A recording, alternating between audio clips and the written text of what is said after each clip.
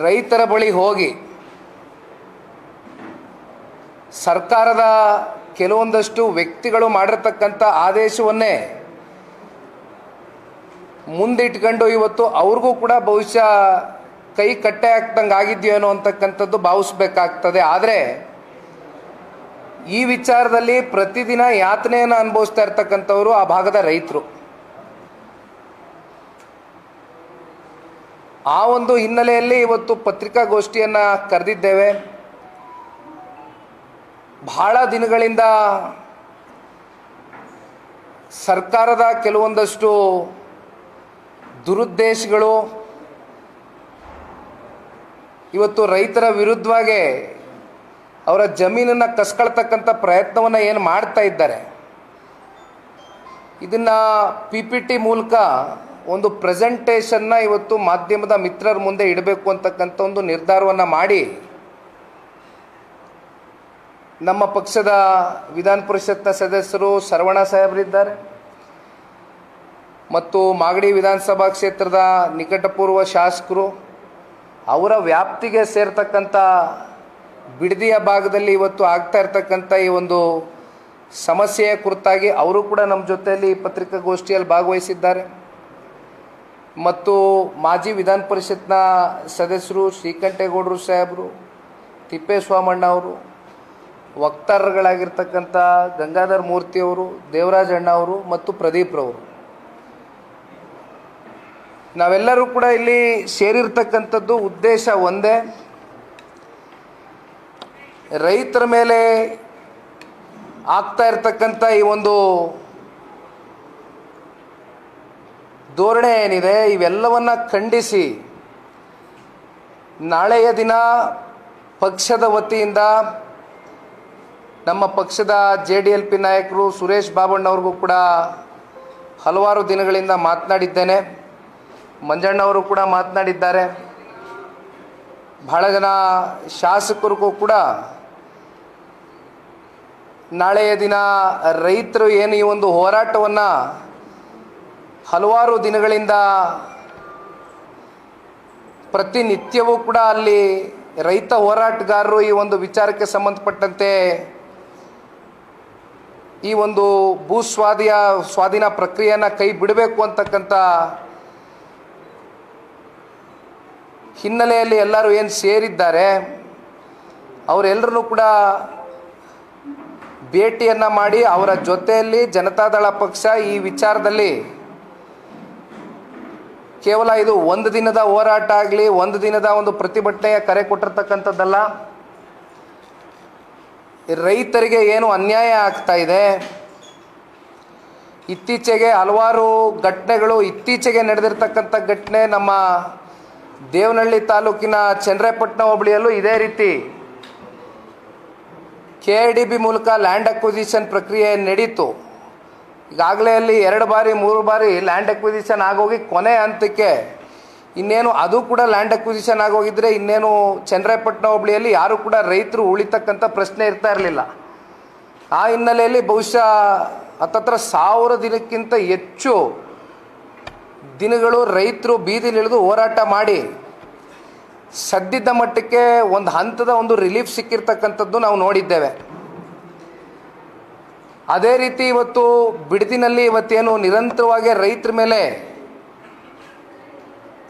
ರಾಜ್ಯ ಸರ್ಕಾರ ನಡ್ಕೊಳ್ತಾ ಇರ್ತಕ್ಕಂಥ ಈ ರೀತಿ ಇದೆ, ಇವೆಲ್ಲವನ್ನು ಖಂಡಿಸಿ ನಾಳೆಯ ದಿನ ಉಗ್ರವಾಗಿ ಜನತಾದಳ ಪಕ್ಷದ ವತಿಯಿಂದ ಒಂದು ಹೋರಾಟ ಮತ್ತು ಪ್ರತಿಭಟನೆಯ ಮೂಲಕ ರೈತರ ಪರವಾಗಿ ಕೇವಲ ಒಂದು ದಿನದ ಹೋರಾಟ ಅಲ್ಲ, ಇದನ್ನು ತಾರ್ಕಿಕ ಅಂತ್ಯಕ್ಕೆ ತಗೊಂಡೋಗ್ತಕ್ಕಂಥದ್ದು ಜನತಾದಳ ಪಕ್ಷದ ಎಲ್ಲ ನಾಯಕರುಗಳ ಒಂದು ಗುರಿ ಅಂತಕ್ಕಂಥದ್ದು ಭಾಳ ಸ್ಪಷ್ಟವಾಗಿ ಹೇಳ್ತೇನೆ.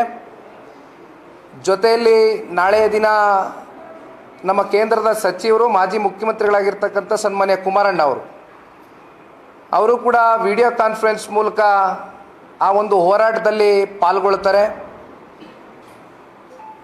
ಜೊತೆಯಲ್ಲಿ ಮಾಜಿ ಪ್ರಧಾನಮಂತ್ರಿಗಳು ಪಕ್ಷದ ವರಿಷ್ಠರಾಗಿರ್ತಕ್ಕಂಥ ಸನ್ಮಾನ್ಯ ದೇವೇಗೌಡರು ಸಾಹೇಬರು ಕೂಡ ವಿಡಿಯೋ ಕಾನ್ಫರೆನ್ಸ್ ಮೂಲಕವಾಗಿ ರೈತರನ್ನ ಉದ್ದೇಶಿಸಿ ಮಾತನಾಡ್ತಕ್ಕಂಥದ್ದಕ್ಕೆ ಎಲ್ಲವೂ ಕೂಡ ನಾಳೆಯ ದಿನ ಹೋರಾಟದ ಮೂಲಕ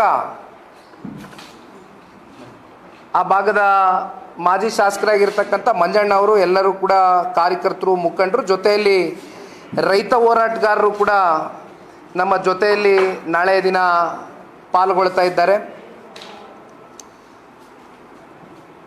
ಸಾಕಷ್ಟು ಪ್ರಶ್ನೆಗಳು ಹಲವಾರು ತಿಂಗಳುಗಳಿಂದ ನಿರಂತರವಾಗಿ ನಮ್ಮೆಲ್ಲರ ಮನಸ್ಸುಗಳಲ್ಲಿ ಏನು ಮೂಡಿದೆ, ಇದಕ್ಕೆ ಒಂದು ಪ್ರೆಸೆಂಟೇಷನ್ ಮೂಲಕವಾಗಿ ಮಾಧ್ಯಮದ ಮಿತ್ರರ ಹತ್ರ ಕೆಲವೊಂದಷ್ಟು ವಿಷಯಗಳ ಬಗ್ಗೆ ಇವೆಲ್ಲವೂ ಕೂಡ ಪ್ರಸ್ತಾವನೆಯನ್ನು ಇಡಬೇಕು ಅಂತಕ್ಕಂಥದ್ದು ಇವತ್ತು ತೀರ್ಮಾನವನ್ನು ಮಾಡಿದ್ದೇವೆ. ಒಂದಷ್ಟು ಸ್ಲೈಡ್ಸ್ಗಳನ್ನ ನಿಮ್ಮ ಮುಂದೆ ಇಡ್ತಾ ಹೋಗ್ತೇವೆ, ಅದನ್ನು ತಾವೆಲ್ಲರೂ ಕೂಡ ಗಮನಿಸ್ಬೋದು.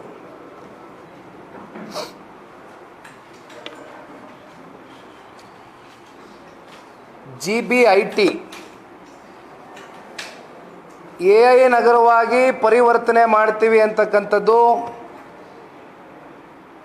ವಿಶೇಷವಾಗಿ ಈ ವಿಚಾರದಲ್ಲಿ ಬಹಳ ಕಾಳಜಿಯನ್ನು ವಹಿಸಿ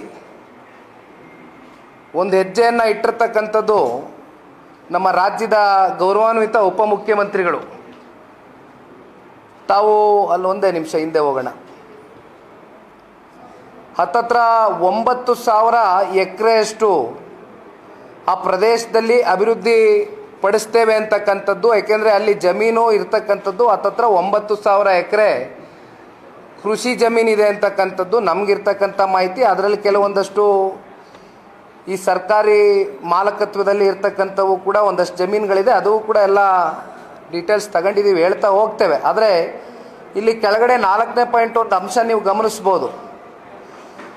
2,000ಕ್ಕೂ ಅಧಿಕ ಎಕರೆ ಪ್ರದೇಶಗಳಲ್ಲಿ AI ಕೈಗಾರಿಕೆಗಳು, IT, ಸ್ಮಾರ್ಟ್ ಆ್ಯಪ್ಗಳು, ಗೃಹ ನಿರ್ವಹಣೆ, ಆರೋಗ್ಯ ಸೇವೆ, ಶಿಕ್ಷಣ, ಸಂಸ್ಕೃತಿ ಹಾಗೂ 1,100 ಎಕರೆಗೂ ಹೆಚ್ಚು ಪ್ರದೇಶದಲ್ಲಿ ಉದ್ಯಾನಗಳು ಮತ್ತು ಮೈದಾನಗಳು, ಹಸಿರು ಮತ್ತು ಸುಸ್ಥಿರ ನಗರವನ್ನು ಖಾತ್ರಿಪಡಿಸುತ್ತೇವೆ ಎಂದು ಸರ್ಕಾರ ತಿಳಿಸಿದೆ. ಎಷ್ಟು? 2,000 ಎಕರೆಯಷ್ಟು ಇದರಲ್ಲಿ ಯುಟಿಲೈಸ್ ಮಾಡ್ತೀವಿ ಅಂತ ಹೇಳ್ತಾ ಇದ್ದಾರೆ. ವಿಶೇಷವಾಗಿ ಮಾತೆತ್ತಿದ್ರೆ AICT ನಿರ್ಮಾಣ ಮಾಡ್ತೇವೆ, AICT ಮಾಡ್ತೇವೆ ಅಂತಕ್ಕಂಥದ್ರ ಬಗ್ಗೆ ಹೇಳ್ತಾ ಇದ್ದಾರೆ. ಇನ್ನು ಮುಂದೆ ಹೋಗ್ತಾ ಮಾತನಾಡ್ತೇವೆ. ಸ್ವಲ್ಪ ಮುಂದೆ ಹೋಗಿಪ್ಪ. ಯೋಜನೆ ನಡೀತಾ ಇರುವುದು ಎಲ್ಲಿ? ಒಟ್ಟು ಗ್ರಾಮಗಳ ಸಂಖ್ಯೆ 10 ಹಳ್ಳಿಗಳಲ್ಲಿ ಈ ಯೋಜನೆ ನಡೆಸಬೇಕು ಅಂತಕ್ಕಂಥ ತೀರ್ಮಾನ ಮಾಡಿದ್ದಾರೆ. ಯೋಜನೆಯ ಒಟ್ಟು ಪ್ರದೇಶ ಎಕರೆಗಳಲ್ಲಿ ಮಾತನಾಡ್ತಕ್ಕಂಥದ್ದಾದರೆ 8,493 ಎಕರೆ. ಖಾಸಗಿ ಮಾಲೀಕತ್ವ ಜಮೀನುಗಳು ಇದರಲ್ಲಿ ಇರುವಂಥದ್ದು 6,731 ಎಕರೆ. ಇನ್ನು ಸರ್ಕಾರಿ ಮಾಲೀಕತ್ವದಲ್ಲಿ ಜಮೀನುಗಳು ಇರ್ತಕ್ಕಂಥದ್ದು 750 ಎಕರೆ ಅಷ್ಟೇ. ಇನ್ನು ಜಲಮೂಲಗಳು ಪ್ರದೇಶ ಅಂದರೆ ನಿಮಗೆ ಅಲ್ಲಿ ಹರಿತಕ್ಕಂಥ ಅರ್ಕಾವತಿ ಲೇಕ್ ಇರ್ಬೋದು, ಕೆಲವೊಂದಷ್ಟು ವಾಟರ್ ಬಾಡೀಸ್ಗಳು, ಋಷಭಾವತಿ ಇರ್ಬೋದು, ಒಂದಷ್ಟು ವಾಟರ್ ಬಾಡೀಸ್ ಎಲ್ಲ ಸೇರಿದಂತೆ 1,012 ಎಕರೆ ಇದೆ ಅಂತಕ್ಕಂಥದ್ದು ಇಲ್ಲಿವರೆಗೂ ತಿಳಿದಿರ್ತಕ್ಕಂಥ ವಿಚಾರ. ಅದರಲ್ಲಿ ನಮ್ಮ ರಾಮನಗರ ಜಿಲ್ಲೆ, ರಾಮನಗರ ತಾಲೂಕು, ಬಿಡದಿ ಹೋಬಳಿಯ ಬೈರಮಂಗಲ, ಬನ್ನಿಗಿರಿ, ಹೊಸೂರು, KG ಗೊಲ್ಲರಪಾಳ್ಯ, ಕಂಚುಗಾರನಹಳ್ಳಿ, ಅರಳಾಲು ಸಂದ್ರ, ಕೆಂಪಯ್ಯನಪಾಳ್ಯ, ಕಂಚುಗಾರನಹಳ್ಳಿ ಕಾವಲು, ಮಂಡಲಹಳ್ಳಿ ಹಾಗೂ ಹಾರೋಹಳ್ಳಿ ತಾಲೂಕು, ಹಾರೋಹಳ್ಳಿಯ ಹೋಬಳಿಯ ವಡೇರಹಳ್ಳಿ ಭಾಗಶಃ ಗ್ರಾಮ ಸೇರಿ ಒಟ್ಟು 10 ಗ್ರಾಮಗಳು, ಟೋಟಲಿ 10 ವಿಲೇಜಸ್. ಮುಂದೆ ಹೋಗ್ಬೋದಣ್ಣ. ಈ ಯೋಜನೆಯನ್ನು ಮಾಡ್ತಾ ಇರ್ತಕ್ಕಂಥದ್ದು ನಮಗೆ ನಿಮ್ಮೆಲ್ರಿಗೂ ಗೊತ್ತಿರ್ತಕ್ಕಂಥ ವಿಚಾರ. ಗ್ರೇಟರ್ ಬ್ಯಾಂಗ್ಳೂರ್ ಅಭಿವೃದ್ಧಿ ಪ್ರಾಧಿಕಾರ ಅಂದರೆ GBDA ಅಂತ ಈಗೇನು ಹೊಸದಾಗಿ 2 ವರ್ಷದ ಹಿಂದೆ ರಚನೆ ಆಗಿದೆ. ಇದು 1987ರ ನಗರಾಭಿವೃದ್ಧಿ ಪ್ರಾಧಿಕಾರ ಕಾಯ್ದೆ ಅಡಿಯಲ್ಲಿ ರಚಿಸಲಾಗಿದ್ದು, ಈ ಹಿಂದಿನ ಬಿಡದಿ ಸ್ಮಾರ್ಟ್ ಸಿಟಿ ಯೋಜನಾ ಪ್ರಾಧಿಕಾರವನ್ನು ಮೇಲ್ದರ್ಜೆಗೇರಿಸಲಾಗಿದೆ. ನೆಕ್ಸ್ಟ್ ಹೋಗ್ಬೋದಣ್ಣ. ಯೋಜನೆಯ ಕಾಲಾನುಕ್ರಮ 2023-2025 ಇಲ್ಲಿಯವರೆಗೂ, up till date from 23 to 25. 18/11/2023 ಅಂದರೆ ಡಿಸೆಂಬರು 2023. GBDA ಸ್ಥಾಪನೆ ಆದಂಥದ್ದು. ಇದನ್ನು ಮೇಲ್ದರ್ಜೆಗೆ ಏರಿಕೆ ಮಾಡಿರತಕ್ಕಂಥದ್ದು. ಹಿಂದೆ ಇದ್ದ ಬಿಡದಿ ಸ್ಮಾರ್ಟ್ ಸಿಟಿ ಯೋಜನಾ ಪ್ರಾಧಿಕಾರವನ್ನು ಮೇಲ್ದರ್ಜೆಗೇರಿಸಿ, ಅದೇ ಈಗ ಓದದ್ನಲ್ಲ ಅದೇ ವಿಚಾರವೇ. ಮತ್ತು ಸಚಿವ ಸಂಪುಟ ಅನುಮೋದನೆಯನ್ನು 30ನೇ ತಾರೀಕು ಜನವರಿ, ಈ ವರ್ಷ ಜನವರಿ 30ನೇ ತಾರೀಕು 2025 ಸಚಿವ ಸಂಪುಟದಲ್ಲಿ ಒಂದು ಅನುಮೋದನೆಯನ್ನು ಕೊಡ್ತಾರೆ. ಯೋಜನೆಯನ್ನು ಪ್ರಾರಂಭಿಸಲು ಸಚಿವ ಸಂಪುಟವು ಬಿಡದಿ ಸೇರಿದಂತೆ ಸಮಗ್ರ ಉಪನಗರಗಳಿಗೆ ಅನುಮೋದನೆ ನೀಡಿ ಭೂಸ್ವಾಧೀನ ಮತ್ತು ಹಣಕಾಸು ವ್ಯವಸ್ಥೆಗೆ ಅವಕಾಶ ಕಲ್ಪಿಸಿತು. ಮತ್ತು 12 ಮಾರ್ಚ್ ಇದೇ ವರ್ಷ 2025 ಪ್ರಾಥಮಿಕ ಅಧಿಸೂಚನೆ. GBDA ರಾಮನಗರ ಮತ್ತು ಆರೋಹಳ್ಳಿ ಪ್ರದೇಶಗಳಲ್ಲಿ 8,493 ಎಕರೆಗಳಿಗೆ ಪ್ರಾಥಮಿಕ ಸ್ವಾಧೀನ ಅಧಿಸೂಚನೆಯನ್ನು ಹೊರಡಿಸಿತು. ಮುಂದೆ ಹೋಗ್ಬೋದಣ್ಣ. ಯೋಜನೆ ಕಾಲಾನುಕ್ರಮ 2023-2025 ಇದೇ ವರ್ಷ 5ನೇ ತಾರೀಕು 5/9/2025 DCM ಅವರು ಪತ್ರಿಕಾಗೋಷ್ಠಿಯಲ್ಲಿ ಹೇಳಿರ್ತಕ್ಕಂಥ ವಿಚಾರ, ಪರಿಹಾರ ಮಾದರಿ ಘೋಷಣೆ. ಸರ್ಕಾರ ನಗದು 1.25 ಕೋಟಿಯಿಂದ 2.5 ಕೋಟಿ ಪ್ರತಿ ಎಕರೆಗೆ ಅಥವಾ ಅಭಿವೃದ್ಧಿ ಹೊಂದಿದ ಭೂಮಿ ಮಾದರಿಯನ್ನು 50/50 ಪ್ರಸ್ತಾಪಿಸಿತ್ತು. ಹಾಗೂ ಪೂರ್ಣ ನಗದು ಪರಿಹಾರ ನೀಡುವವರಿಗೆ ಮಾಸಿಕ ಮಧ್ಯಂತರ ಅನುದಾನದ ಭರವಸೆ ನೀಡಿತು. ಮತ್ತು 11/9/2025 ಜಂಟಿ ಮಾಪನವನ್ನು ಘೋಷಿಸಲಾಯಿತು. ರೈತರ ವಿರೋಧದ ನಡುವೆಯೂ ಸರ್ಕಾರ ಮೊಬೈಲ್ ಅಪ್ಲಿಕೇಶನ್ ಆಧಾರಿತ ಜಂಟಿ ಸಮೀಕ್ಷೆಗಳನ್ನು ಪ್ರಾರಂಭಿಸಿತ್ತು. 90 ದಿನಗಳಲ್ಲಿ ಪೂರ್ಣಗೊಳಿಸುವುದಾಗಿ ಮಾಹಿತಿ ನೀಡಿರುತ್ತಾರೆ. ಅಂದರೆ ಇಲ್ಲಿ ಮಂಜಣ್ಣವ್ರ ಹತ್ರ ನಾನು ಆಮೇಲೆ ಹೋಗ್ತಾ ತೋರಿಸ್ತೀನಿ. ಏನೀಗ ಒಂದು ಜಂಟಿ ಸರ್ವೆ ಮಾಡಬೇಕು ಅಂತಕ್ಕಂಥದ್ದು ಒಂದು ಫೈನಲ್ ಡೇಟ್, ಇಷ್ಟು ಟೈಮಲ್ಲಿ ನಾವು ಮಾಡಲೇಬೇಕು ಈ ಕಾಲಮಿತಿಯಲ್ಲಿ ಅಂತಕ್ಕಂಥದ್ದು ತೀರ್ಮಾನ ಮಾಡಿ ಏನು ಹೊರಟಿದ್ದಾರೆ. ಆ ವಿಚಾರಕ್ಕೆ ಸಂಬಂಧಪಟ್ಟಂತೆ ಈ ವಿಚಾರ. ಮತ್ತು ಅಂತಿಮವಾಗಿ ಅಧಿಸೂಚನೆ ಡಿಸೆಂಬರ್ 2025 ಇದು ಗುರುತಿಸಲಾಗಿದೆ.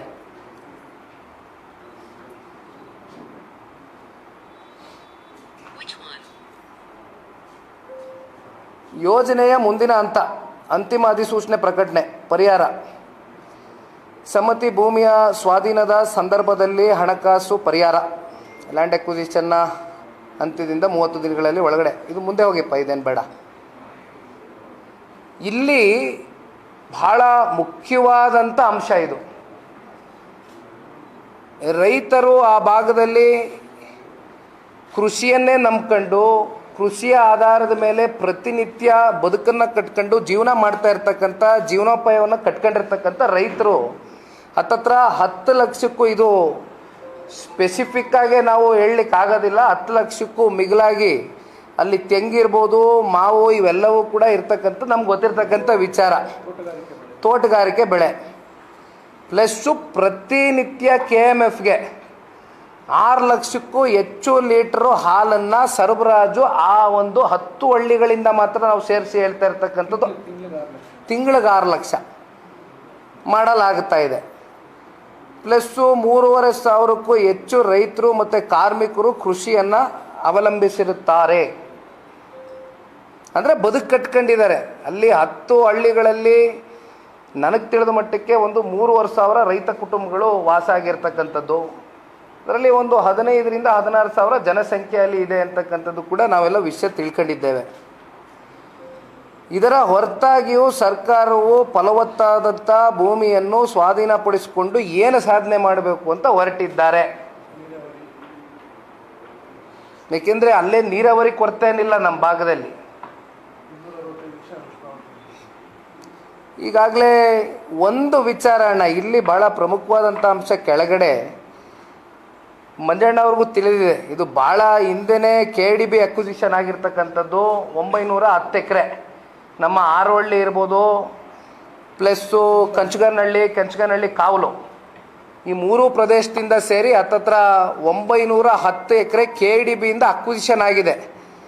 ಇಲ್ಲಿ ನೀವು AICT ಮಾಡ್ತಿರೋ, ತಗೊಬರ್ತಿರೋ, ಅಥವಾ ಮತ್ತೊಂದು ಮಗದೊಂದು ನೀವೇನೋ ಹೇಳ್ಕೊಂಡಿದ್ದೀರಲ್ಲ, ಅದೇನೇನೋ ಪಾಪ ನಿಮ್ಮ ಕನಸಿನ ಯೋಜನೆಗಳು ನೀವು ಮಾಡ್ತೀರಾ ಅನ್ನೋದಾದರೆ, ಈ 910 ಎಕರೆನಲ್ಲಿ ಒಂದು ಪೈಲಟ್ ಪ್ರಾಜೆಕ್ಟ್ ಮಾಡಿ ತೋರಿಸಿ ಜನಕ್ಕೆ.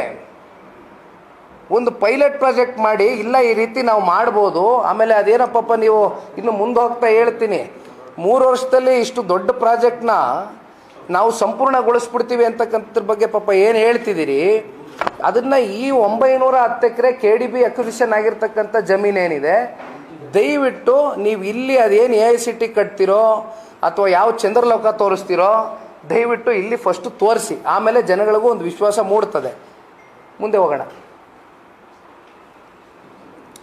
ಈಗ ನಿಮಗೆಲ್ಲರಿಗೂ ತಿಳಿದಿರಂಗೆ ಅಣ್ಣ, ಈಗ GBDA ಬಂದು ರಚನೆ ಆಗಿರ್ತಕ್ಕಂಥದ್ದು 2 ವರ್ಷದ ಹಿಂದೆ, 2023 ಲೇಟರ್ ಆನ್ ಕೊನೆ ಹಂತದಲ್ಲಿ 2023 ರಚನೆ ಆಗಿರ್ತಕ್ಕಂಥದ್ದು. ಬಟ್ ಇಲ್ಲಿವರೆಗೂ GBDAಗೆ ಯಾವ ರೀತಿಯಾದಂಥ ಅನುಭವವೂ ಕೂಡ ಇಲ್ಲ ಈ ವಿಚಾರದಲ್ಲಿ. ಈಗ ನಿಮಗೆ ಒಂದು ಕಡೆ ತಾಂತ್ರಿಕ ಸಿಬ್ಬಂದಿಗಳಿದಾರಾ, ಅಥವಾ ಸಿಬ್ಬಂದಿ ವರ್ಗ ಇದೆಯಾ, ಅಥವಾ ಆರ್ಥಿಕವಾಗಿ ಸಂಪನ್ಮೂಲವನ್ನು ಎಲ್ಲಿಂದ ನೀವು ಜನರೇಟ್ ಮಾಡ್ತೀರಿ, ಇದು ಎಲ್ಲದರ ಕೊರತೆ ಇವತ್ತು GBDAಯಲ್ಲಿ ಎದ್ದು ಕಾಡ್ತಾ ಇದೆ. ಇದು ಒಂದು ವಿಚಾರ ಇವತ್ತು ಸರ್ಕಾರ ಉತ್ತರ ಕೊಡಬೇಕು. ಮತ್ತು ಇಲ್ಲಿವರೆಗೂ ಕೂಡ ಸಾಮಾಜಿಕವಾಗಿ ಮತ್ತು ಪರಿಸರ ಅಧ್ಯಯನವನ್ನು ನೀವು ಮಾಡೋದರಲ್ಲಿ ವಿಫಲರಾಗಿದ್ದೀರಿ. ಪರಿಸರ ಅಧ್ಯಯನವನ್ನು ಇಲ್ಲಿವರೆಗೂ ಕೂಡ ಯಾವುದೇ ರಿಪೋರ್ಟು ಅದ್ರ ಬಗ್ಗೆ ಯಾವುದೇ ಬೇಕಾಗಿರ್ತಕ್ಕಂಥ ಮಾಹಿತಿ, ಎನ್ವಿರಾನ್ಮೆಂಟಲ್ ಕ್ಲಿಯರೆನ್ಸು ನಮ್ಗೆ ಇಲ್ಲಿವರೆಗೂ ಕೂಡ ಅದ್ರ ಬಗ್ಗೆ ಚರ್ಚೆ ಮಾಡಿಲ್ಲ ಸರ್ಕಾರ. ಅಟ್ ದ ಸೇಮ್ ಟೈಮ್ ಹಿಂದೆನೇ ಹೋಗಿಪ್ಪ, ಸಾಮಾಜಿಕವಾಗಿ ಇವತ್ತು ರೈತರ ಪರಿಸ್ಥಿತಿಗಳೇನಿದೆ, ಯಾಕೆಂದರೆ ಪಾಪ ಇತ್ತೀಚೆಗೆ ಅದೇನೋ ಸೋಷಿಯೋ ಎಕನಾಮಿಕ್ ಸರ್ವೆ ಎಲ್ಲರಿಗೂ ನ್ಯಾಯ ಕೊಡಬೇಕು ಅಂತಕ್ಕಂಥದ್ರ ಬಗ್ಗೆ ನೀವು ಚರ್ಚೆ ಮಾಡ್ತೀರಿ. ಆದರೆ ಇಲ್ಲಿ 10 ಹಳ್ಳಿಗಳಲ್ಲಿ ವಾಸ ಆಗಿರ್ತಕ್ಕಂಥ ನಮ್ಮ ರೈತರ ಬದುಕು ಯಾವ ರೀತಿ ಇದೆ, ಯಾವ ರೀತಿ ಬದುಕ್ತಾ ಇದ್ದಾರೆ, ಆ ಕೃಷಿಯಿಂದನೇ ಇವತ್ತು ಎಷ್ಟು ಜನ ರೈತರು ಬದುಕನ್ನು ಕಟ್ಕೊಂಡು ಅವರ ಕುಟುಂಬಗಳು ನಿರ್ವಹಣೆ ಮಾಡ್ತಾ ಇದ್ದಾರೆ, ಎಷ್ಟು ಜನ ಅವ್ರ ಮಕ್ಕಳಿಗೆ ಇವತ್ತು ವಿದ್ಯಾಭ್ಯಾಸವನ್ನು ಅದರಿಂದ ಪೂರೈಸ್ತಾ ಇದ್ದಾರೆ. ಇವೆಲ್ಲವೂ ಕೂಡ ಆಲೋಚನೆ ಮಾಡಬೇಕಲ್ಲ. ಈ ಸಾಮಾಜಿಕವಾಗೇ ನೀವು ಅವ್ರಿಗೆ ಪರಿಹಾರವನ್ನು ಕೊಡಬೇಕು ಅಂತಕ್ಕಂಥ ಉದ್ದೇಶ ನಿಮ್ಮಲ್ಲಾಗಿದ್ದರೆ ಇದನ್ನು ಕೂಡ ನೀವು ಒಂದು ವರದಿಯನ್ನು ಮಾಡಬೇಕಾಗಿತ್ತು. ಒಂದು ಕಡೆ ಎನ್ವಿರಾನ್ಮೆಂಟಲ್ ಕ್ಲಿಯರೆನ್ಸ್ ಬಗ್ಗೆ ಇಲ್ಲಿವರೆಗೂ ಕೂಡ ಯಾವುದೇ ಮಾಹಿತಿಗಳು ಸರ್ಕಾರ ಕೊಟ್ಟಿಲ್ಲ. ಇನ್ನು ಸೋಷಿಯಲಿ ಸಾಮಾಜಿಕವಾಗಿ ರೈತರ ಪರಿಸ್ಥಿತಿ ಏನಿದೆ ಅಂತಕ್ಕಂಥದ್ರ ಬಗ್ಗೆ ನೀವು ಇಲ್ಲಿವರೆಗೂ ಅವ್ರನ್ನ ಹೋಗಿ ಕನಿಷ್ಠ ಪಕ್ಷ ಸೌಜನ್ಯತೆಯಿಂದ ಅವ್ರ ಮನೆಗಳಿಗೆ ಭೇಟಿ ಕೊಟ್ಟು ಏನು ನಿಮ್ಮ ಸಮಸ್ಯೆ ಏನು, ನೀವು ಹೆಂಗೆ ಬದುಕ್ತಾ ಇದ್ದೀರಿ, ನಾಳೆ ಈ ಜಮೀನು ಏನಾದರೂ ಸರ್ಕಾರ ಈ ರೀತಿ 9,000 ಎಕರೆ ಅಕ್ವಿಸಿಷನ್ ಆದ ಸಂದರ್ಭದಲ್ಲಿ ಮುಂದೆ ನಿಮ್ಮ ಜೀವನ ಯಾವ ರೀತಿ ನಡೆಸ್ತೀರಿ, ನಿಮ್ಮ ಬದುಕು ಎಲ್ಲಿಗೆ ಹೋಗಿ ನಿಲ್ಲುತ್ತೆ, ನಿಮ್ಮ ಮಕ್ಕಳ ಭವಿಷ್ಯ ಏನಾಗ್ತದೆ, ಇದ್ರ ಬಗ್ಗೆ ಸರ್ಕಾರ ಆಲೋಚನೆ ಮಾಡಬೇಕಾ ಬೇಡವಾ? ಮುಂದೆ ಹೋಗಿಪ್ಪ.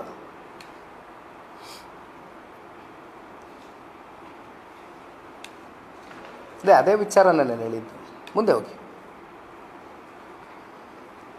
ಈಗ ರೈತರಿಗೆ ಪರಿಹಾರದ ಬಗ್ಗೆ ಮಾನ್ಯ ಉಪಮುಖ್ಯಮಂತ್ರಿಗಳು ಪರಿಹಾರದ ಬಗ್ಗೆ ಇರಲಿ, ಇಲ್ಲಿಯವರೆಗೂ ಕೂಡ ಆ 10 ಹಳ್ಳಿನಲ್ಲಿ ಅಲ್ಲಿರ್ತಕ್ಕಂಥ ರೈತ ಹೋರಾಟಗಾರರ ಹಾದಿಯಾಗಿ ನಾನು ಕೇಳ್ತಕ್ಕಂಥದ್ದು ಉಪಮುಖ್ಯಮಂತ್ರಿಗಳಿಗೆ, ಇಲ್ಲಿಯವರೆಗೂ ಒಂದು ಸಭೆಯನ್ನು ಕೂಡ ನೀವು ರೈತರ ಜೊತೆ ಮಾಡಲಿಕ್ಕಾಗಿದೆಯಾ? ಯಾರನ್ನಾದರೂ ರೈತರುಗಳನ್ನ ನೀವು ಭೇಟಿ ಮಾಡಿ ಆ 10 ಹಳ್ಳಿಗಳಲ್ಲಿ ಬರ್ತಕ್ಕಂಥ ಜಮೀನನ್ನು ಹೊಂದಿರತಕ್ಕಂಥ ರೈತರು ಯಾರಿದ್ದಾರೆ, ಇದನ್ನು ಯಾವ ರೀತಿ ನಾವು ಮುನ್ನಡೆಸ್ಬೋದು, ಈ ಪ್ರಾಜೆಕ್ಟನ್ನ ಮುಂದೆ ಹೋಗ್ತಕ್ಕಂಥದ್ದಕ್ಕೆ ನಿಮ್ಮ ಸಲಹೆಗಳೇನು, ನಿಮ್ಮ ಸೂಚನೆಗಳೇನು, ಅಥವಾ ನೀವು ಇದನ್ನು ಕೈ ಬಿಡಬೇಕು ಅಂತೀರಾ ಅಥವಾ ಇದನ್ನು ಕೈಗೆ ಎತ್ಕೋಬೇಕು ಅಂತೀರಾ, ಇದ್ರ ಬಗ್ಗೆ ಕನಿಷ್ಠ ಒಂದು ಕಾಳಜಿಯನ್ನು ಹೊತ್ತು ಉಪಮುಖ್ಯಮಂತ್ರಿಗಳು ಇಲ್ಲಿವರೆಗೂ ಒಂದು ಸಭೆ ಮಾಡೋದಿರಲಿ. ಇಡೀ ರಾಜ್ಯ ವ್ಯಾಪ್ತಿ ಒಂದು ಇಡೀ ದಿನ ಇಡೀ ಮಾಧ್ಯಮಗಳಲ್ಲಿ ಎಲ್ಲ ಮಾಧ್ಯಮಗಳಲ್ಲೂ ಪ್ರಸಾರ ಆಯಿತು. ಉಪಮುಖ್ಯಮಂತ್ರಿಗಳು ಯಾವ ರೀತಿ ನಡ್ಕೊಂಡ್ರು, ನಾನು ಏನು ಮಾಡಬೇಕು ಅದನ್ನು ಮಾಡೇ ತೀರ್ತೀನಿ, ನೀವು ಯಾವ ರೀತಿ ತಡೆಗಟ್ತೀರಾ ನನ್ನನ್ನು ನಾನು ನೋಡೇ ಬಿಡ್ತೀನಿ ಅಂತ ನೀವು ತೊಡೆ ತಟ್ಟು ಹೋಗ್ತೀರಿ ರೈತರ ಮುಂದೆ ನಿಂತ್ಕೊಂಡು. ನೀವು ರೈತರಿಗೆ ತೋರಿಸ್ತಕ್ಕಂಥ ಗೌರವ? ಇದಕ್ಕೆ ನೀವು ಉಪಮುಖ್ಯಮಂತ್ರಿ ಸ್ಥಾನದಲ್ಲಿ ಕೂತಿರೋದು. ಈಗ ನೀವು ಈ ಪ್ರಾಜೆಕ್ಟ್ ಸ್ಟಾರ್ಟ್ ಮಾಡಬೇಕು ಅಂದರೆ ನಮ್ಮ ಪ್ರಾಜೆಕ್ಟ್ ಬಗ್ಗೆ ನಾನೇನು ಹೇಳ್ತಾ ಇಲ್ಲ, ಬಟ್ ರೈತರನ್ನ ನೀವು ಕನ್ಸಲ್ಟ್ ಮಾಡಿದ್ದೀರಾ, ನೀವು ಅವ್ರನ್ನ ಕನ್ಸಲ್ಟ್ ಮಾಡಿದ್ದೀರಾ? ಇದನ್ನು ಮಾಡ್ಬೋದಾ, ಮಾಡೋದ್ರಿಂದ ಪಾಸಿಟಿವ್ಸ್ ಏನು, ನೆಗೆಟಿವ್ಸ್ ಏನು, ಇದ್ರ ಬಗ್ಗೆ ಚರ್ಚೆ ಆಗಿಲ್ಲ ಇಲ್ಲಿವರೆಗೂ. ಮುಂದೆ ಹೋಗಿ, ಇದು ಭಾಳ ಮುಖ್ಯವಾದಂಥ ಅಂಶ. 20,000 ಕೋಟಿಯಷ್ಟು ಈ ಯೋಜನೆಯನ್ನು ಸಂಪೂರ್ಣಗೊಳಿಸ್ತಕ್ಕಂಥದ್ದಕ್ಕೆ ರಾಜ್ಯ ಸರ್ಕಾರಕ್ಕೆ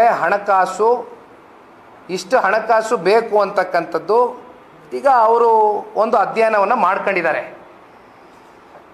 ಅದರಲ್ಲಿ BMRDAಯಿಂದ ಸಾಲದ ರೂಪದಲ್ಲಿ ಅಗೈನ್ BMRDA ಇರತಕ್ಕಂಥದ್ದೇನೋ ಒಂದಷ್ಟು ಬೆಟರ್ಮೆಂಟ್ ಚಾರ್ಜಸ್ಸು ಅವು ಇವು ಕಟ್ಟಿಸ್ಕೊಂಡು ರಸ್ತೆಗಳು ಮತ್ತೊಂದು ಅಭಿವೃದ್ಧಿಗೆ ಇರತಕ್ಕಂಥ ಹಣ ನೀವು ಇದನ್ನು ಇಲ್ಲಿ ಬಳಕೆ ಮಾಡ್ತೀರಾ ಅಂದರೆ ಮತ್ತೆ ಮುಂದೆ BMRDA ಸಂಸ್ಥೆ ಅಲ್ಲಿ ಅವ್ರ ಮೇಲೆ ಆಗ್ತಕ್ಕಂಥ ಪರಿಣಾಮಗಳೇನು? ಅವ್ರ ಹತ್ರ 2,950 ಕೋಟಿ ರೂಪಾಯಿ ದುಡ್ಡಿದೆ, ಅದನ್ನು ನಾವು ಸಾಲದ ರೀತಿಯಲ್ಲೇ ಪಡ್ಕತೀವಿ ಈ ಯೋಜನೆಗೆ ಅಂತಕ್ಕಂಥದ್ದು ಒಂದು ತೋರಿಸಿದ್ದೀರಿ. ಇನಿಷಿಯಲಿ ಇದನ್ನು ಒಂದು ತೋರಿಸ್ಕೊಂಡಿದ್ದೀರಿ. ಇದನ್ನು ಹೊರತುಪಡಿಸಿ ಇನ್ನು 17,500 ಕೋಟಿ ಅದು ಆಂತರಿಕ ಸಂಪನ್ಮೂಲ BMRDA, ಬಟ್ ಬಾಹ್ಯ ಸಂಪನ್ಮೂಲದಲ್ಲಿ ಇನ್ನು 17,500 ಕೋಟಿ ನೀವು ಎಲ್ಲಿಂದ ತಗೊಬರ್ತೀರಾ ಅಂದರೆ ಸರ್ಕಾರ ಹೇಳಿರ್ತಕ್ಕಂಥದ್ದು ಅವ್ರ ಪ್ರೆಸ್ ಮೀಟಲ್ಲಿ ಹುಡ್ಕೋಯಿಂದ ತೊಗೊಂಬರ್ತೀರಾ ಅಂತಕ್ಕಂಥದ್ದು. ಆದರೆ ನಮ್ಮ ಪ್ರಶ್ನೆ ಇರುವಂಥದ್ದು, ಈಗ ಬಾಹ್ಯ ಸಂಸ್ಥೆಗಳ ಸಾಲ ಪಡೆಯಲು ಸರ್ಕಾರದ ಭೂಮಿ ಅಥವಾ ರೈತರ ಭೂಮಿಯನ್ನು ನೀವು ಅಡ ಇಡ್ತೀರಾ? ಶ್ಯೂರಿಟಿ ಕೊಡಬೇಕಲ್ಲ. ಯಾವುದಾದ್ರೂ ಒಂದು ಭೂಮಿ, ಈಗ ಯಾವುದೇ ಒಂದು ಬ್ಯಾಂಕು ಯಾವುದೇ ಒಂದು ವ್ಯಕ್ತಿ ನಾವು ಸಾಲ ತಗೊಳಕ್ಕೆ ಹೋದಾಗ ಶ್ಯೂರಿಟಿ ಕೇಳ್ತಾರಲ್ಲ ಯಾವುದೇ ಬ್ಯಾಂಕ್ ಆದರೂ. ಅದೇ ರೀತಿ ಈಗ ಹುಡ್ಕೋನು ಕೂಡ ನಾಳೆ ಶ್ಯೂರಿಟಿ ಕೇಳ್ಬೋದು. ಏನು ಶ್ಯೂರಿಟಿ ಕೊಡ್ತೀರಿ ನೀವು? ರೈತರ ಜಮೀನನ್ನ ಅಡ ಇಡ್ತೀರಾ ಅಥವಾ ಸರ್ಕಾರಿ ಜಮೀನು ಲಭ್ಯವಾಗಿರ್ತಕ್ಕಂಥದ್ದೇನು 750 ಎಕರೆನೋ ಏನೋ ಓದದ್ನಲ್ಲ ನಾನು ಪ್ರಾರಂಭದಲ್ಲಿ, ಅದನ್ನ ಇಡ್ತೀರಾ? ಈಗ ಹುಡ್ಕೋಯಿಂದ ನಾವು ಸಾಲ ತೊಗೊಬರ್ತೀವಿ ಅಂದರೆ ಏನಾದ್ರೂ ಹುಡ್ಕೋ ನಿಮಗೆ ಸಾಲ ಕೊಡ್ತೀವಿ ಅಂತಕ್ಕಂಥದ್ದನ್ನ ಏನಾದರೂ ಇಲ್ಲಿವರೆಗೂ ಅಪ್ರೋಚ್ ಮಾಡಿರ್ತಕ್ಕಂಥದ್ದು ಏನಾದ್ರು ಒಂದು ಅಫಿಷಿಯಲ್ ಲೆಟ್ರ್ ಇರಬೇಕಲ್ಲ ನಿಮ್ಮ ಹತ್ರ, ಒಂದು ಪತ್ರ ಇರಬೇಕಲ್ಲ. ಇದೆಯಾ ನಿಮ್ಮ ಹತ್ರ? ಹುಡ್ಕೋಯಿಂದ ಸಾಲ ತಗೊಬರ್ತೀವಿ ಅಂತ ಹೇಳಿದ್ದೀರಾ ಅಷ್ಟೇ. ಅದನ್ನು ಯಾವ ರೀತಿ ತಗೊಬರ್ತೀರಿ ಅಂತಕ್ಕಂಥದ್ದು ಇಲ್ಲಿವರೆಗೂ ರಾಜ್ಯ ಸರ್ಕಾರದ ಕಡೆಯಿಂದ ನಮಗೆ ಸಂಪೂರ್ಣ ಮಾಹಿತಿ ಸಿಕ್ಕಿಲ್ಲ. ಮುಂದೆ ಹೋಗೋದಣ. ಇದು ನಿಮ್ಮ ಮುಂದೆ ಇರ್ತಕ್ಕಂಥ ವಿಚಾರ. ಈಗ ಗ್ರೇಟರ್ ಬೆಂಗಳೂರು ಪ್ರಾಧಿಕಾರ ರಚನೆ ಆದಂಥದ್ದು ಡಿಸೆಂಬರು 2023.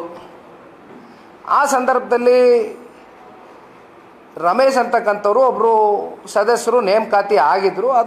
ಅವ್ರನ್ನ ಹಿಂಪಡೆದು ಈಗ ಉಪಮುಖ್ಯಮಂತ್ರಿಗಳ ಸಹೋದರನನ್ನು ಇಲ್ಲಿ ಸದಸ್ಯರಾಗಿ ಮುನ್ನೆಲೆಗೆ ತಗೊಂಬಂದಿದ್ದಾರೆ. ಯಾತಕ್ಕೋಸ್ಕರ ತಗೊಂಬಂದಿದ್ದಾರೆ ನಮಗೆ ಗೊತ್ತಿಲ್ಲ.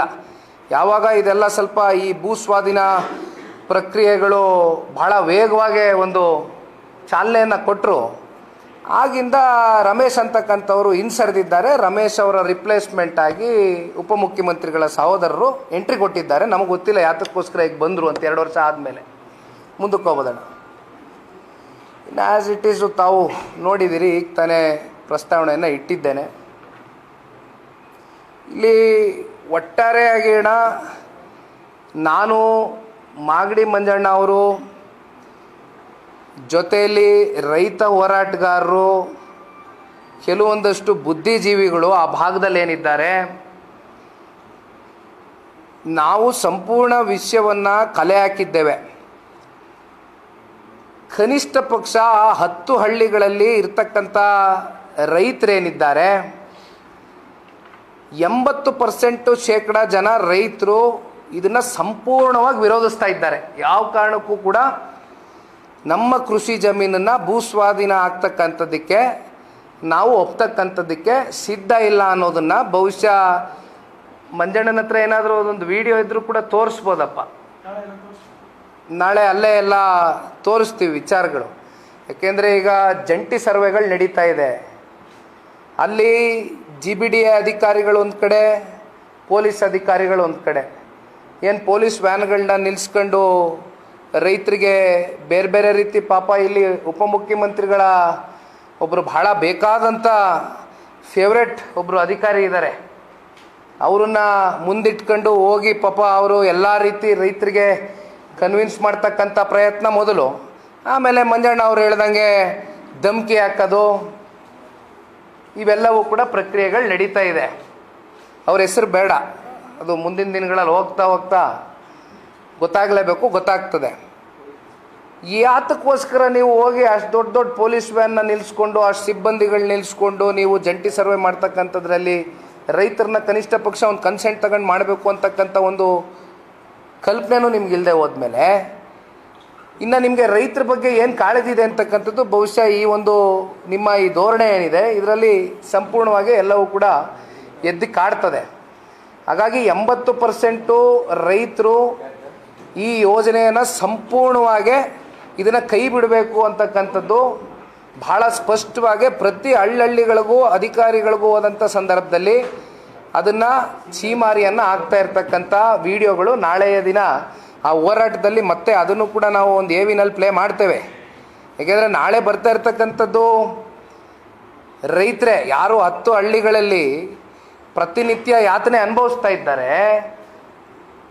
ಕೃಷಿ ಮಾಲೀಕರು ಯಾರಿದ್ದಾರೆ, ನೊಂದಿರ್ತಕ್ಕಂಥವ್ರು, ಬೇಸತ್ತಿರ್ತಕ್ಕಂಥ ರೈತರು ಆಕ್ರೋಶಭರಿತವಾಗಿ ನಾಳೆ ದಿನ ನಮ್ಮ ಜೊತೆ ಅನ್ನೋದಕ್ಕಿಂತ ನಾವು ಅವ್ರ ಜೊತೆ ಅವರ ಹೋರಾಟದಲ್ಲಿ ಪಾಲ್ಗೊಳ್ತಾ ಇದ್ದೇವೆ. ಹಾಗಾಗಿ ಅಲ್ಲೂ ಬಹುಶಃ ನಿಮಗೆ ಸಾಕಷ್ಟು ವಿಷಯಗಳು ರೈತರು ಮಾತನಾಡ್ತಕ್ಕಂಥದ್ದು ನಾವು ನೋಡ್ಬೋದು. ನಾಳೆ ದಿನ ಅವರು ಕೂಡ ಮಾತನಾಡಬೇಕಾಗ್ತದೆ. ಯಾಕೆಂದರೆ ಅವರು ಪ್ರತಿನಿತ್ಯ ಅನುಭವಿಸ್ತಾ ಇರ್ತಕ್ಕಂಥ ನೋವೇನಿದೆ ಅದು ಇಡೀ ರಾಜ್ಯದ ಜನತೆಗೂ ಕೂಡ ಇವತ್ತು ತಿಳಿಬೇಕಾಗ್ತದೆ.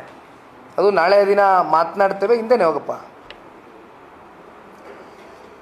ಆಮೇಲೆ ಬಾಸ್ಟನ್ ಕನ್ಸಲ್ಟಿಂಗ್ ಗ್ರೂಪಿಂದ ಈ ಯೋಜನೆಗೆ ಒಂದು ವರದಿ ಮಾಡಿದ್ದಾರೆ. ಆದರೆ ಆ ವರದಿ ಇಲ್ಲಿವರೆಗೂ ಸಾರ್ವಜನಿಕವಾಗಿ ಪ್ರಕಟಣೆ ಆಗಿಲ್ಲ. ಇದು ಕೂಡ ಪ್ರಕಟಿಸಬೇಕು ಸಾರ್ವಜನಿಕವಾಗಿ. ವರದಿ ಮಾಡಿರ್ತಕ್ಕಂಥದ್ದು ಹಿನ್ನೆಲೆ ಇದು ಏನು ಉದ್ದೇಶ ಅಂತಕ್ಕಂಥದ್ದು ಇವತ್ತು ಪಬ್ಲಿಕ್ ಪ್ಲ್ಯಾಟ್ಫಾರ್ಮ್ಗಳಲ್ಲಿ ಜನಗಳ ಮುಂದೆ ಇಡಬೇಕು ಅಂತಕ್ಕಂಥದ್ದು ಕೂಡ ನಾವು ಆಗ್ರಹಿಸ್ತೇವೆ.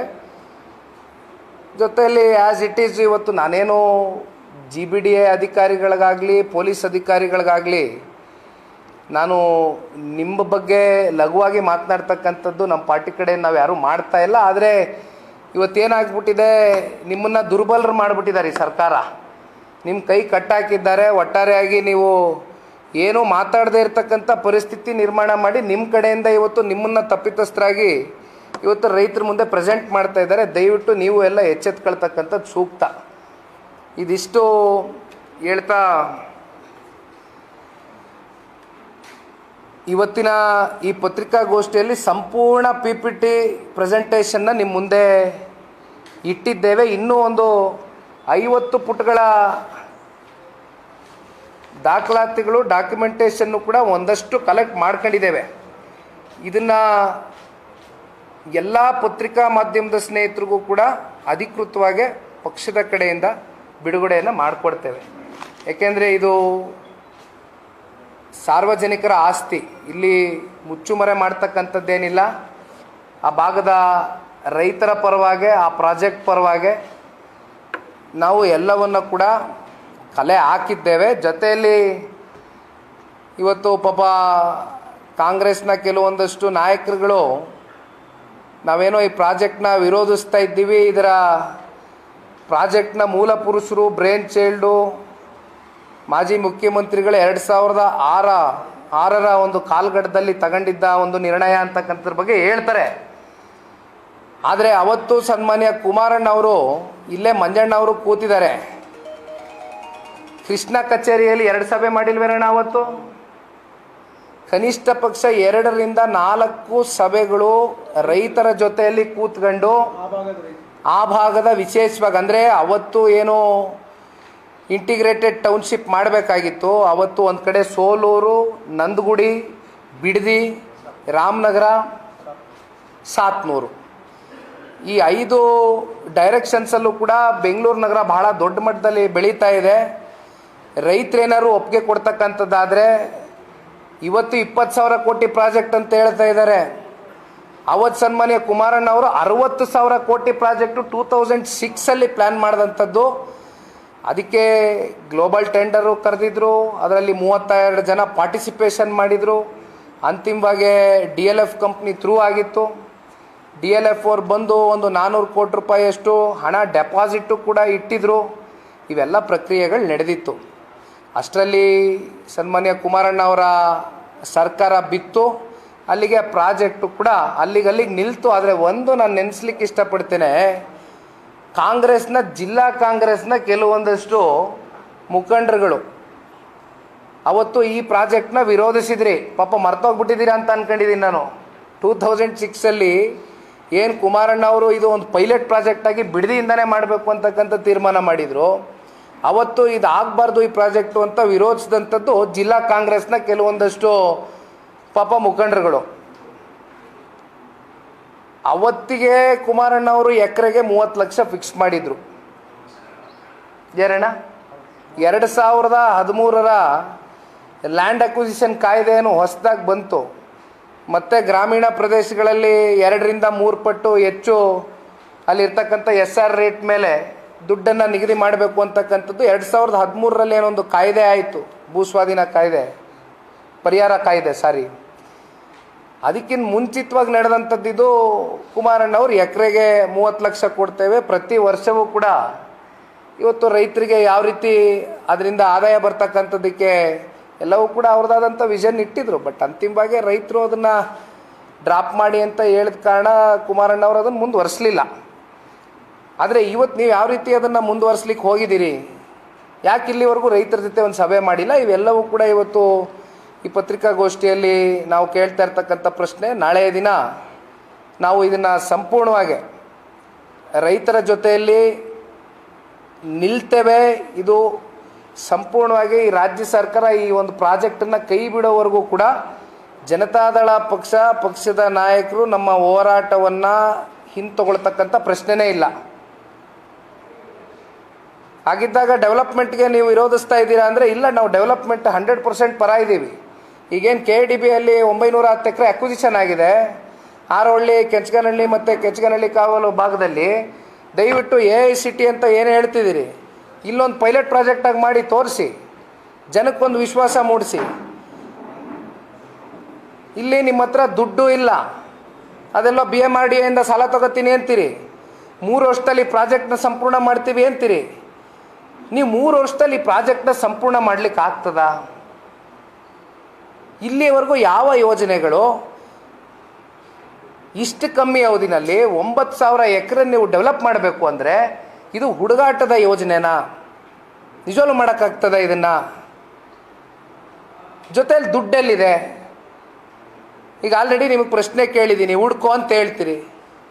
ಹುಡ್ಕೋ ನಿಮಗೆ ಸಾಲ ಕೊಡುತ್ತೆ ಅನ್ನೋದೇನಾದರೂ ಅಫಿಷಿಯಲ್ ಆಗಿ ಇಲ್ಲಿವರೆಗೂ ಏನಾದರೂ ಲೆಟ್ರು ಕೊಟ್ಟಿದ್ರೆ ಅದನ್ನು ಸಾರ್ವಜನಿಕ ವಲಯದಲ್ಲಿ ಮುಂದೆಗಡೆ ಬಿಟ್ಬಿಡಿ, ನೋಡ್ತೀವಿ. ಅಥವಾ ಹುಡ್ಕೋಗಿ ಯಾರು ಶೂರಿಟಿ ಕೊಡ್ತೀರಿ? ರೈತರ ಜಮೀನು ಶೂರಿಟಿ ಕೊಡ್ತೀರಾ? ಈಗ ರೈತರ ಜಮೀನು ಮಾರೋಕ್ಕಾಗಲ್ಲ ಅಂತಕ್ಕಂಥದ್ದು ಈಗಾಗಲೇ ನೀವು ಆದೇಶ ಹೊರಡಿಸಿದ್ದೀರಿ. ಈಗ ರೈತ ಅವನಿಗೇನೋ ನಾಳೆ ಕಷ್ಟ ಎದುರಾಯಿತು, ಅವನ ಮಗನ ಅಥವಾ ಮಕ್ಕಳ ವಿದ್ಯಾಭ್ಯಾಸಕ್ಕೆ ಅವನು ದುಡ್ಡು ಪೂರೈಸಬೇಕಾಗ್ತದೋ, ಅಥವಾ ಆತನಿಗೆ ಆರೋಗ್ಯದ ಸಮಸ್ಯೆ ಎದುರಾಗ್ತದೋ, ಅಥವಾ ಮಕ್ಕಳು ಮರಿಗೆ ಮದುವೆ ಮಾಡಬೇಕು ಅಂತಕ್ಕಂಥದ್ದು ಆ ರೈತ ಏನಾದರೂ ಆಲೋಚನೆ ಮಾಡಿದಂಥ ಸಂದರ್ಭದಲ್ಲಿ ಈಗ ಜಮೀನನ್ನು ನೀವು ಮಾರಾಟ ಮಾಡಲಿಕ್ಕೆ ಆಗೋದಿಲ್ಲ ಅಂತಕ್ಕಂಥದ್ದು ನೀವು ಆದೇಶ ಹೊರಡಿಸಿದ ಮೇಲೆ ಈಗ ಆ ರೈತನ ಪರಿಸ್ಥಿತಿ 3 ವರ್ಷ ಅಂತೀರಾ. 3 ವರ್ಷದಲ್ಲಿ ಪ್ರಾಜೆಕ್ಟ್ನ ನಾವು ಕ್ಲಿಯರ್ ಮಾಡ್ತೀವಿ ಅಂತೀರಾ. 3 ವರ್ಷದಲ್ಲಿ ಮಾಡಿದಿರಾ, ಅದು ಮತ್ತೆ 10 ವರ್ಷ ನಡ್ಕೊಂಡು ಹೋದ್ರೆ ಪ್ರಾಜೆಕ್ಟು, ಮತ್ತೆ ಆ ರೈತನ ಪರಿಸ್ಥಿತಿ ಎಲ್ಲಿಗೆ ಹೋಗಿ ನಿಲ್ಲುತ್ತೆ? ರೈತ ಬೀದಿಗೆ ಬರ್ತಾನೆ.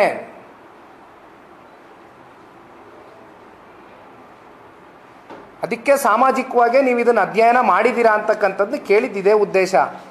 ಬಟ್ ಇಲ್ಲಿವರೆಗೂ ಕಾಂಗ್ರೆಸ್ ಪಕ್ಷದಿಂದ 4 ಜನ ಶಾಸಕರು, ಕಾಂಗ್ರೆಸ್ನ ಶಾಸಕರು ಜಿಲ್ಲೆನಲ್ಲಿ 4ಕ್ಕೆ 4 ಜನವೂ ಇದ್ದೀರಿ.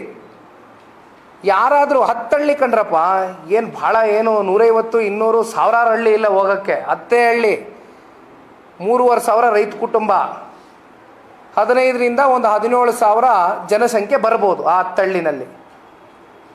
ಅಲ್ಲಿರ್ತಕ್ಕಂಥ ಶಾಸಕರು ಅಥವಾ ಜಿಲ್ಲೆಯಲ್ಲಿರ್ತಕ್ಕಂಥ 4 ಕಾಂಗ್ರೆಸ್ ಪಕ್ಷದ ಶಾಸಕರು ಹೋಗಿ ಏನಾದರೂ ಪಾಪ ರೈತರ ಹತ್ರ ಹೋಗಿ ಅವ್ರ ಮನೆಗಳಿಗೆ ಭೇಟಿ ಕೊಟ್ಟು ಅಥವಾ ರೈತ ಹೋರಾಟಗಾರರ ಜೊತೆ ಕೂತ್ಕೊಂಡು ಬುದ್ಧಿಜೀವಿಗಳ ಜೊತೆ ಕೂತ್ಕೊಂಡು ಇಲ್ಲ ನಾವು ಈ ರೀತಿ ಮಾಡಬೇಕು ಅಂತ ಇದ್ದೀವಿ ಯೋಜನೆ, ನಿಮ್ಮ ಅನಿಸಿಕೆ ಏನು, ಯಾವ ರೀತಿ ಮಾಡಬೇಕು ಅಂತೀರಿ, ಅಥವಾ ನೀವು ಪಾಪ ಕಾಂಗ್ರೆಸ್ನ ಉಪಮುಖ್ಯಮಂತ್ರಿಗಳ ಜಿಲ್ಲೆನಲ್ಲಿರ್ತಕ್ಕಂಥ ಪಟಾಲಂ ಏನಿದೆ ಪಾಪ ಅವ್ರದ್ದೇನೋ ಒಂದು ದೂರಾಲೋಚನೆ ಇದೆಯಲ್ಲ, ವಿಷನರಿ ಲೀಡರ್, ಅವ್ರ ವಿಷನ್ಸ್ ಏನಿದೆ, ಅವ್ರ ಥಾಟ್ ಪ್ರಾಸೆಸ್ ಏನಿದೆ, ಅದನ್ನಾದರೂ ಹೋಗಲಿ ರೈತರ ಮುಂದೆ ಇಟ್ಟು ಇಲ್ಲ ನಿಮ್ಮ ಜೀವನ ಹಸನಗೊಳಿಸ್ತಕ್ಕಂಥದ್ದಕ್ಕೆ ನಾವು ಯೋಜನೆ ಮಾಡ್ತಾ ಇದ್ದೀವಿ ಅಂತ ಹೋಗಲಿ ಕನಿಷ್ಠ ಪಕ್ಷ ಹೋಗೊಂದು ಅವ್ರನ್ನ ಭೇಟಿ ಮಾಡ್ತಕ್ಕಂಥ ಪ್ರಯತ್ನ ಆದರೂ ಮಾಡಿದ್ರ? ಏಕಾಏಕಿ it is a complete undemocratic way of approach. ಇದು ಉಪಮುಖ್ಯಮಂತ್ರಿಗಳು ಮಾತಾಡಿರ್ತಕ್ಕಂಥ ಮಾತುಗಳು ನಿಜಕ್ಕೂ ಆ ಸ್ಥಾನಕ್ಕೆ ಶೋಭೆ ತರ್ತಕ್ಕಂಥದ್ದಲ್ಲ. ಅವರ ನಡವಳಿಕೆಗಳು ಇವತ್ತೇನವರು ರೈತರ ವಿರೋಧಿ ಅಂತಕ್ಕಂಥದ್ದನ್ನ ಬಹುಶಃ ಅವರ ನಡೆಗಳಲ್ಲೇನು ತೋರಿಸಿದ್ದಾರೆ. ನಾಳೆಯ ದಿನ ಜನತಾದಳ ಪಕ್ಷ ನಾವು ಇದನ್ನು ಕೈಗೆ ಎತ್ಕೊತಾ ಇದ್ದೇವೆ. ಅಧಿಕೃತವಾಗಿ ಇಲ್ಲಿಂದ ನಾನು ಮತ್ತೊಮ್ಮೆ ಹೇಳ್ತೇನೆ, ಪತ್ರಿಕಾಗೋಷ್ಠಿಯಲ್ಲಿ ಎಲ್ಲ ಮಾಧ್ಯಮದ ಮಿತ್ರರಿಗೆ 50 ಪುಟದ ಡಾಕ್ಯುಮೆಂಟ್ಸ್ನು ಕೂಡ ನಿಮಗೆ ದಯವಿಟ್ಟು ನಿಮ್ಮ ಕೈಗೆ ತಲುಪಿಸ್ತೇನೆ.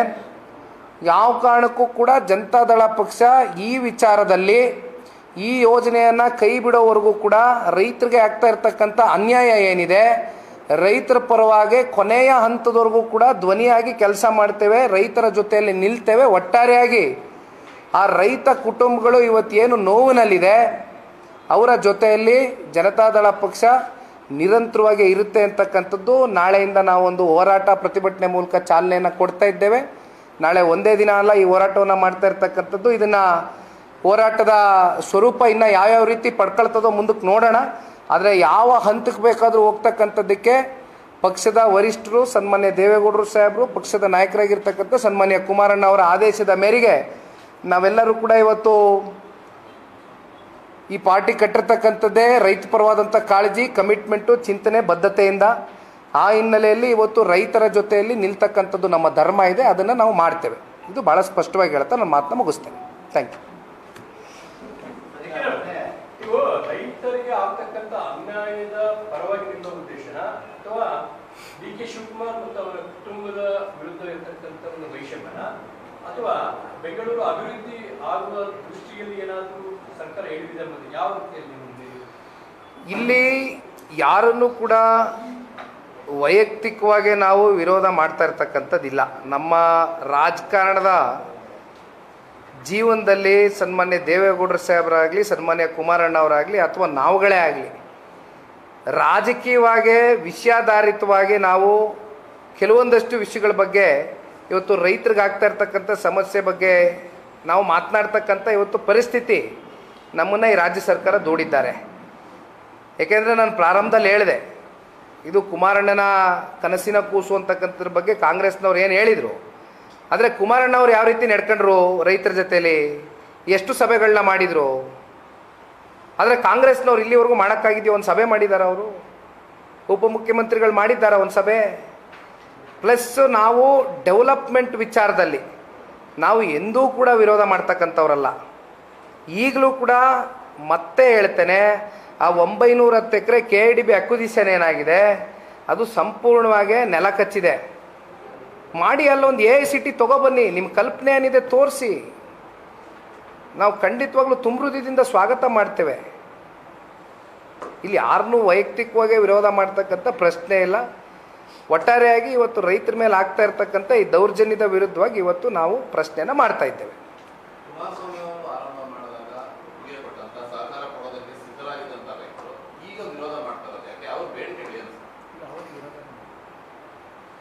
ಅವತ್ತು ಕೂಡ ಏನು ರೈತರು ಕುಮಾರಣ್ಣ ಅವರು ಸಭೆ ಕರೆದು ಚರ್ಚೆ ಮಾಡ್ತಾ ಇದ್ದಂಗೆ ಇಲ್ಲ ನಾವು ಈ ಜಮೀನು ಕೊಟ್ಬಿಡ್ತೀವಿ ಅಂತಕ್ಕಂಥದ್ದು ಏನು ಬಹುತೇಕ ರೈತರು ಯಾರು ಕೂಡ ಹೇಳ್ದಂಥವ್ರು ಇಲ್ಲ.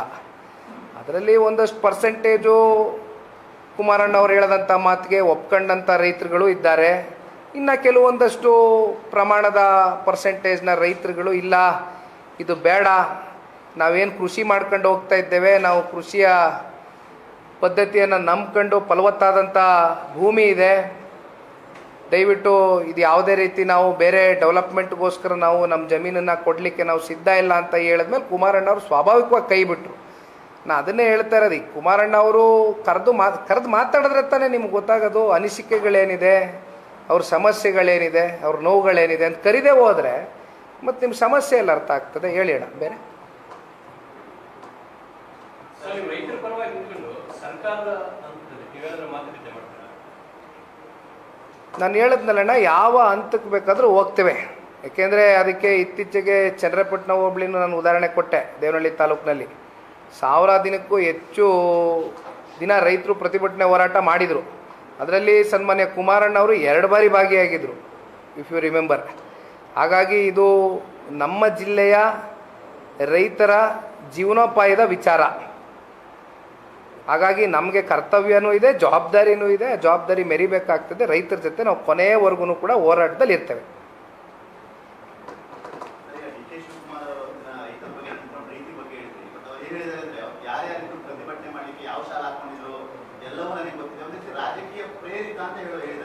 ರೈತರು ನೋಡಿ, ಇಲ್ಲಿ ಯಾವ ಪಾರ್ಟಿ ಶಾಲ ಹಾಕೊಂಡು ನಿಂತಿರ್ತಕ್ಕಂಥವ್ರಲ್ಲ. ರೈತರ ಸಂಕೇತ ಏನ್ರಿ? ಹಸಿರು, ಗ್ರೀನ್.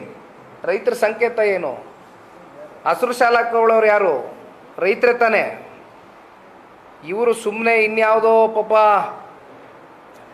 ಬೇರೆ ಬೇರೆ ಪಕ್ಷದ ಕಡೆ ಗುರುತಿಸ್ಕೊಂಡಿರ್ತಕ್ಕಂಥ ರೈತರು ಅಂತ ಇವ್ರು ಹೇಳ್ಬೋದು.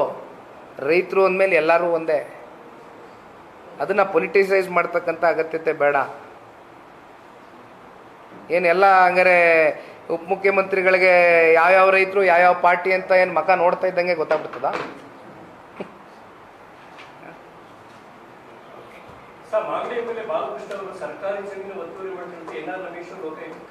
ಏನಣ್ಣ? ಮಾಗಡಿ ಶಾಸಕರಾದ ಬಾಲಕೃಷ್ಣ ಅವರು ಸರ್ಕಾರಿ ಜಮೀನನ್ನು ಒತ್ತುವರಿ ಮಾಡಿಕೊಂಡು ಎನ್.ಆರ್. ರಮೇಶ್ ಅವರು ಕಂಪ್ಲೇಂಟ್ ಏನು ನನ್ಗೆ ಗೊತ್ತಿಲ್ಲಪ್ಪ ವಿಚಾರ. ಏನು ಮಂಜಣ್ಣ?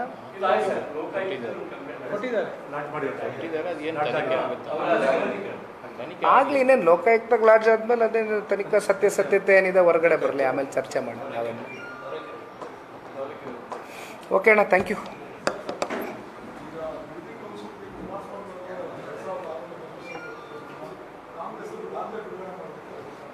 ಏನು ದಾಖಲೆ ಅಣ್ಣ?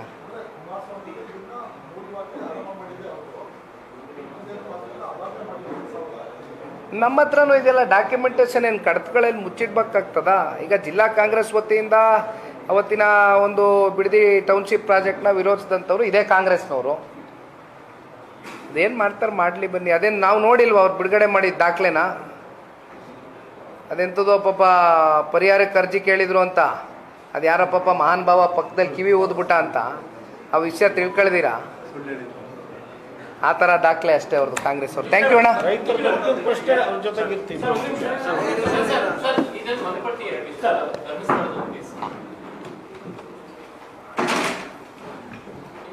ರಾಜ್ಯ ಪ್ರವಾಸವನ್ನು ಮಾಡಿದ್ರೆ ಬೇರೆ ಬೇರೆ ಜಿಲ್ಲೆಗಳಲ್ಲಿ ಒಟ್ಟಾರೆ ಅನುಭವ. ಈಗ ನಾವು ಇಲ್ಲಿ ಪಾರ್ಟಿ ಆಫೀಸಲ್ಲಿ ಕೂತ್ಕೊಂಡು ಅಥವಾ ಇಲ್ಲೆಲ್ಲರೂ ಒಳಗಡೆ ಕ್ಲೋಸ್ ಡೋರಲ್ಲಿ ಕೂತ್ಕೊಂಡು ಮಾಡೋವಂಥ ಸಭೆಗಳಿಗೂ ಪ್ರಾಕ್ಟಿಕಲಿ ನಮಗೆ ಆನ್ ಗ್ರೌಂಡ್ ಎಕ್ಸ್ಪೀರಿಯನ್ಸ್ಗಳು ಅಲ್ಲಿ ಹೋದಂಥ ಸಂದರ್ಭದಲ್ಲಿ ಸಿಗ್ತಕ್ಕಂಥ ಅನುಭವ ನಾವು ಮ್ಯಾಚ್ ಮಾಡಲಿಕ್ಕೆ ಆಗೋದೇ ಇಲ್ಲ. ಒಂದು ಇದರಲ್ಲಿ ಭಾಳ ಚೆನ್ನಾಗೇ ಈ ಪಕ್ಷದ ಕಾರ್ಯಕರ್ತನಾಗಿ ನನಗೆ ಅರ್ಥ ಮಾಡ್ಕೊಳ್ಳೋಕ್ಕೆ ಸಿಕ್ಕಂಥ ವಿಚಾರ, ಇಡೀ ರಾಜ್ಯವ್ಯಾಪ್ತಿ ಇವತ್ತು ಜನತಾದಳ ಪಕ್ಷವನ್ನು ಪ್ರೀತಿಸ್ತಕ್ಕಂಥ ಒಂದು ವರ್ಗ ಇದೆ. ಅತ್ಯಂತ ನಿಷ್ಠಾವಂತ ಕಾರ್ಯಕರ್ತರಿದ್ದಾರೆ. ಜೊತೆಯಲ್ಲಿ ನಮ್ಮ ಅಭ್ಯರ್ಥಿಗಳು ಅಷ್ಟೇ. ಮುಂಬರ್ತಕ್ಕಂಥ ಸ್ಥಳೀಯ ಚುನಾವಣೆಯಿಂದ ಹಿಡಿದು ಎಲ್ಲ MLA ಎಲೆಕ್ಷನ್ವರೆಗೂ ಕೂಡ ಹೋರಾಟವನ್ನು ಮಾಡ್ತೇವೆ. ಪ್ರತಿ ವಿಚಾರದಲ್ಲೂ ಆ ಜಿಲ್ಲೆ ಆಯಾ ತಾಲೂಕುಗಳಲ್ಲಿ ಏನೇನು ಸಮಸ್ಯೆಗಳು ಎದುರು ನೋಡ್ತಾ ಇದ್ದಾರೆ ಇವೆಲ್ಲವನ್ನು ಮುಂದಿಟ್ಕೊಂಡು ಹೋರಾಟ ಮಾಡ್ತೇವೆ ಅಂತಕ್ಕಂಥ ಆತ್ಮವಿಶ್ವಾಸವೂ ಕೂಡ ಒಂದು ಸಭೆಯಲ್ಲಿ ಮೂಡಿಸಿದ್ದಾರೆ ಒಟ್ಟಾರೆಯಾಗಿ. ಹೇಳೋಣ ಧರ್ಮಸ್ಥಳದ್ದೇನೋ ಅಂತ.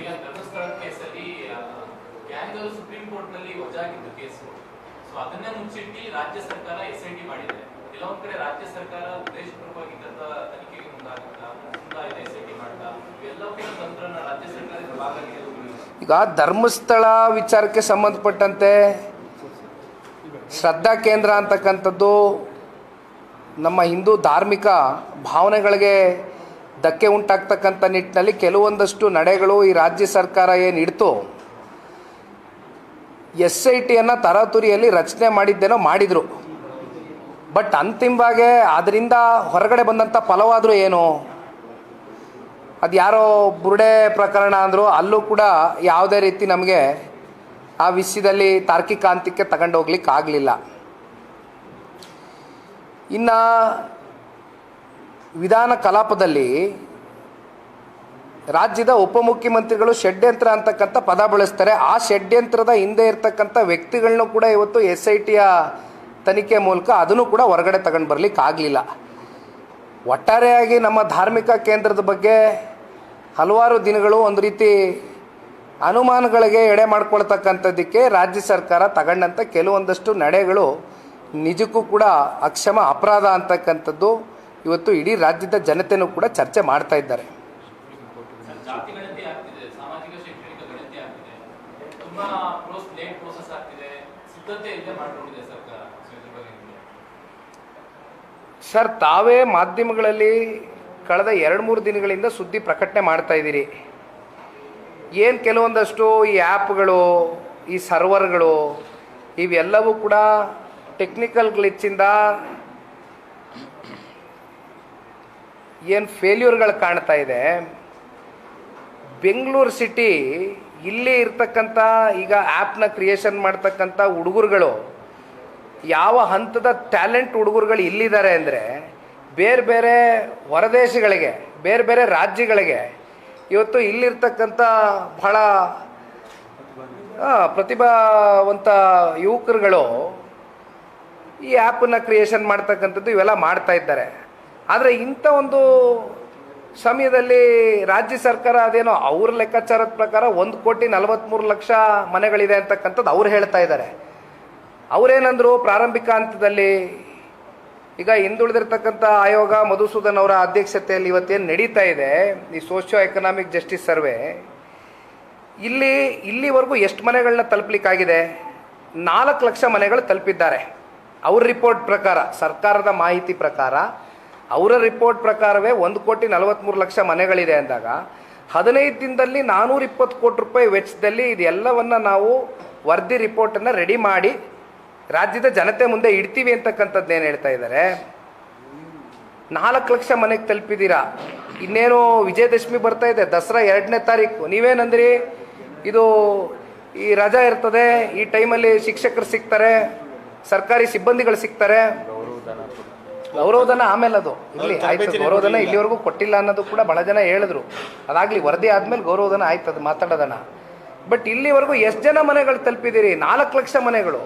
ಆಮೇಲೆ 60 ಪ್ರಶ್ನೆಗಳಲ್ಲಿ ಪದೇ ನಿಮ್ಮ ಸರ್ವರ್ ಹ್ಯಾಂಗ್ ಆದರೆ ನೀವು ಹೋಗಿ ನೀವು ಪ್ರಶ್ನೆ ಕೇಳೋಕ್ಕೆ ನಿಮಗೆ 1,43,00,000 ಮನೆಗಳು ಅಂತ ಹೇಳಿದ್ರೆ ಒಬ್ಬೊಬ್ರಿಗೂ 60 ಪ್ರಶ್ನೆ ಅಂದರೆ ಆ ಸರ್ವರ್ಗಳು ಹ್ಯಾಂಗ್ ಆದರೆ ಏನು ಮಾಡ್ತೀರಿ ನೀವು? ಯಾವಾಗ ಅಚೀವ್ ಮಾಡ್ತೀರಿ? ಆಮೇಲೆ ಈಗ ಏನಾಗುತ್ತೆ ಅಲ್ಟಿಮೇಟ್ಲಿ, ಈಗ 15 ದಿನದ ಗಡುವು ಮುಗಿದೋಗುತ್ತೆ.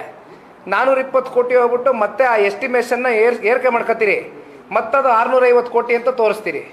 ಮತ್ತೆ 15 ದಿನ ನಿಮಗೆ ಈಗ ಮತ್ತೆ ಶಾಲಾ ಕಾಲೇಜ್ಗಳು ಇವೆಲ್ಲ ಪ್ರಾರಂಭ ಆದಮೇಲೆ ನಿಮ್ಮ ಶಿಕ್ಷಕರಲ್ಲಿ ಸಿಗ್ತಾರೆ ಮಾಡೋದಕ್ಕೆ. ಸೆನ್ಸಸ್ ಮಾಡಿದ್ರು ಟ್ರೈನಿಂಗೇ ಕೊಡೋಕ್ಕಾಗಿಲ್ಲ ಅವ್ರ ಕೈಲಿ. ಟ್ರೈನಿಂಗ್ ಕೊಟ್ಟು ಮಾಡ್ಸೋಕ್ಕಾಗಿಲ್ಲ. ಶ್ರೀಕಂಠೇಗೌಡರು ಸಾಹೇಬ್ರು ಹೇಳ್ದಂಗೆ ಕೊಟ್ಟಿಲ್ಲ. ಪಾಪ ಯಾವ ರೀತಿ ನೀವು ಕಂಡಕ್ಟ್ ಮಾಡಬೇಕು ಈ ಸರ್ವೆನ ಅನ್ನೋದು ಕೂಡ ನೀವು ಮಾಡ್ಕೊಂಡಿಲ್ಲ ಸರ್ಕಾರ. ನೀವು ಏನು ಸಾಧನೆ ಮಾಡೋಕ್ಕೆ ಹೋಗ್ತಿದ್ದೀರಿ? ಹಂಗೆ ನಾನು ಒಂದು ಪ್ರಶ್ನೆ ಕೇಳೋದಾದರೆ, ಈಗ ಮೊನ್ನೆ ಒಂದು ಹಿಂದುಳಿದ ವರ್ಗದ ಆಯೋಗದಲ್ಲಿ ಮಾಡ್ಕೊಂಡ್ರಲ್ಲಣ್ಣ ಸರ್ವೆ, ಎಷ್ಟು 190 ಕೋಟಿನಾ?